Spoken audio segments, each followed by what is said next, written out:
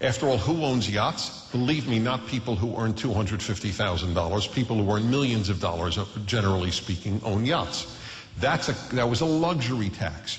What happened was that they started buying yachts abroad, and they started firing the workers who made yachts in America. So they dropped the tax after all of the crushing results of the luxury tax on yachts.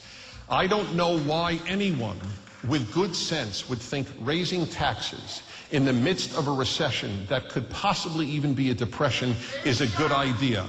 It is a terrible idea, and it will hurt the United States. But for those for whom taxing the rich and redistribution and equality are the highest values, it's worth doing. I don't believe equality is the highest value. I don't. I fully acknowledge that. I don't. I think equality of opportunity is a high value. Equality of result is irrelevant. Okay, time's up, Dennis. Hold it.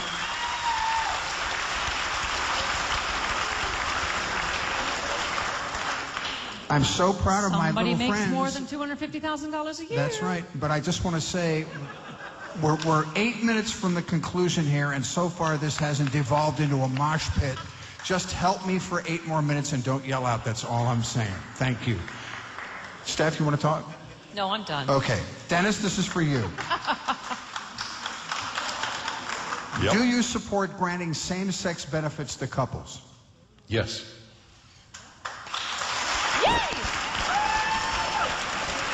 However, I don't support same-sex marriage. Benefits are benefits, and marriage is marriage. And I mean, this is a wonderful example of compassion versus standards, a way of understanding the difference between left and right. The left is very big on compassion, and compassion is a beautiful value, but it's a terrible value for making social policy. An example, compassion directed the Democrats to order banks to lower their standards for loans. This was done deregulation that caused that. It was done in the name of compassion, and so that poor people will have a chance for the American dream and buying a better house.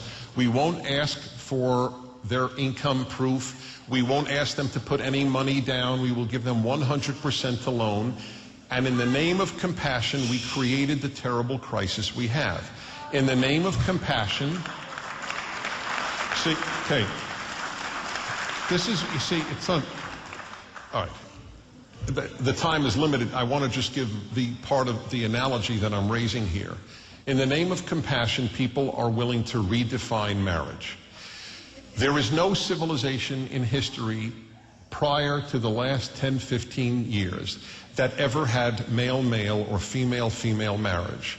It is not at all comparable to those who argued against marriage between a black and a white, not at all. Every great moral tradition was for interracial marriage. Every great. I teach Judaism at the American Jewish University. Let me tell you, Moses married a black woman. The Jewish tradition has always been 100% supportive. It was a non-issue. But no tradition in history, East or West, ever thought that you should redefine marriage to male, male, female, female. I believe that we will hurt ourselves. We will sexually confuse our children if we do this. Stop. And hang on, Dennis. Please. The world is flat. I know. It's the same thing. Please. There is one. I'm sorry, and straight couples either beating each other up or getting divorced, that doesn't confuse children at all. Most of the foster kids that are adopted by gay couples, it's because some straight people somewhere screwed up. You know, I don't get why we're so hung up on this word marriage. Let's just call it cabbage. Let's call it, because who doesn't think, Dennis, I mean, I know you're a compassionate man, that someone should be in the hospital with someone who's dying that they've been with for 20 years or been, you know, I mean, I don't know why we're so hung up, you know, this whole subject brings up such homophobia, and there's the thing. Not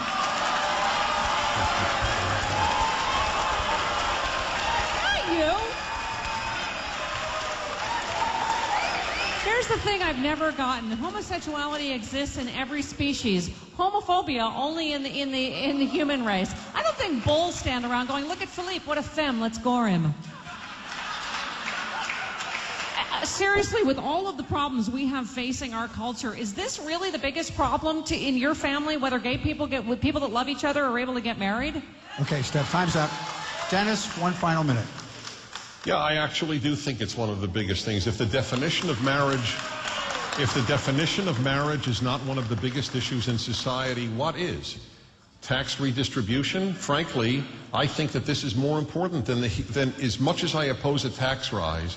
I think that the definition of marriage ultimately will have greater impact on how America will evolve than whether there is a tax rise or a tax decrease.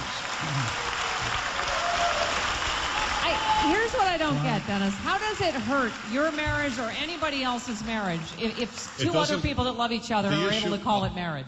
I never said it would hurt. How does it hurt anybody's family? But you're asking a question against something I never said. I'll tell you a consequence. A consequence will be, as the Los Angeles Times reported, from a Boston school, because Massachusetts courts ordered a marriage to be same-sex as well as opposite sex, that a teacher came into the classroom of 5-year-olds, or 6-year-olds, and 6-year-olds. It was a first-grade class, and she came in with a wedding band. And some of the girls started saying, "Oh, are you married to a man or to a woman?" And oh my God! No, that's right. I know it means nothing. Okay, folks. I know I will not change any minds. All I ask you, though, is to understand that your cavalier attitude towards changing the most important institution in human history is quite arrogant. You know better than Christianity, you know better than Judaism, you know better than Islam, you know better than Buddhism, you know better than humanism. You know better because you are part of the baby boomer generation that said never trust anyone or any tradition over 30. You will invent a new world. Well, Dennis, I have a question. Because I did 12 years hard time in Catholic school, so I had to read the Old Testament. When are we going to start killing people that eat shrimp? When are we going to start killing people that wear the two different kinds of garments? When are we going to start killing kids that swear at their parents? I mean, seriously, to make social policy based on the Bible. Well, you asked the wrong guy. All right, hang on. Okay. All right. Ladies and gentlemen, our time is up. Give Stephanie and Dennis a big round of applause. KTLK AM 1150. After all, who owns